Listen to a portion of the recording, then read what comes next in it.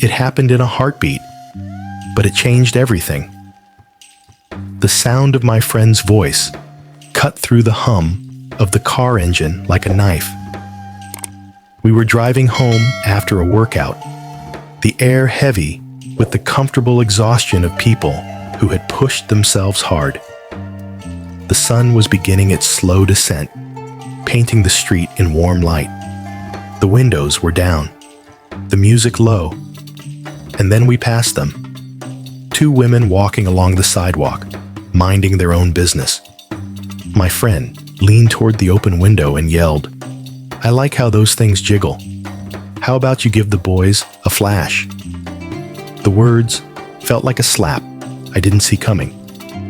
For a second, I thought maybe I'd misheard him, that no one could possibly think that was okay to say to a stranger, let alone shout it into the street like some twisted form of entertainment. But there was no mistaking it. The women stiffened. Their pace didn't change, but you could see it in their posture. That quick, sharp shift when you go from relaxed to guarded in a second flat. Something hot surged in my chest. Anger, yes, but also a deep protective instinct I couldn't ignore. I didn't even look at him. My hands tightened on the wheel, and I took the next turn sharply, pulling us around the corner and away from the women. The music stopped. The car went quiet except for the idling engine. I stopped. "Get out," I said. At first, he laughed like I was joking. "Come on, man.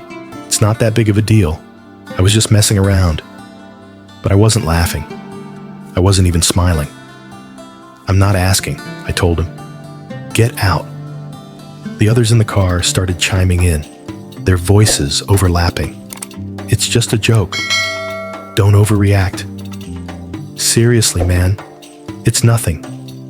I could feel the weight of their disapproval pressing in, but it only made my voice sharper.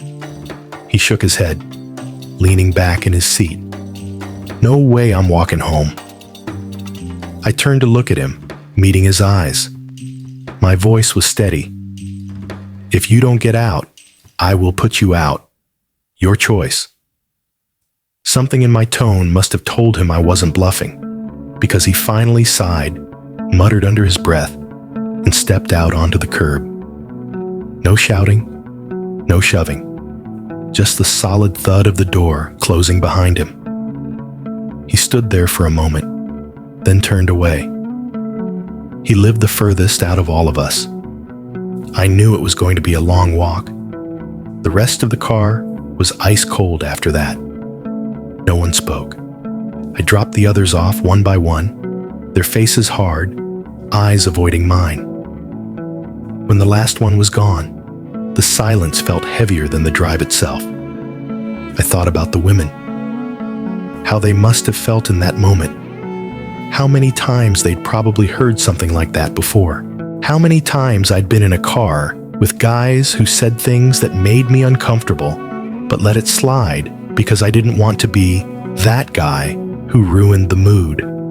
Not this time. Later that night, I called him. I didn't want to leave it at anger. I wanted to make sure he got home safe. But I also wanted to be clear. That can never happen around me again, I told him. Ever. He did apologize, though the edge in his voice told me he was still angry. His problem wasn't what he said, but the fact I'd made him walk. And that's where we left it. Some people will hear this and think I overreacted, that I embarrassed him, that I could have just told him quietly that what he did wasn't okay. Maybe they'll say it's just words, just a dumb joke. But here's what I know. To those women, it wasn't a joke. It was a stranger reducing them to body parts in public. It was the reminder that even a peaceful walk can turn threatening in the space of a single sentence. And every man who stays silent when his friends do it is giving permission for it to keep happening. So, am I the asshole? Because the truth is, I can live with my friends being mad at me. I can live with an awkward silence in the car. But I can't live with knowing I said nothing when someone in my presence made another human being feel unsafe. You know, sometimes these AITA stories aren't really about whether someone is technically right or wrong. They're about the moment you realize you have a choice. Keep the peace with your friends, or keep faith with your values. This one sticks with me because the OP didn't just disagree quietly. He acted. And acting comes with a cost. People might resent you. They might push back. They might call you extreme. But silence has a cost too. Street harassment isn't just a joke. For so many women, it's a reminder that the world isn't always safe. That even daylight, even a busy street, even just walking home, can be invaded by someone who decides their body is public property. And while women have been shouting about this for decades, the truth is, change happens faster when the people who aren't directly targeted start standing up and saying, "No, not around me."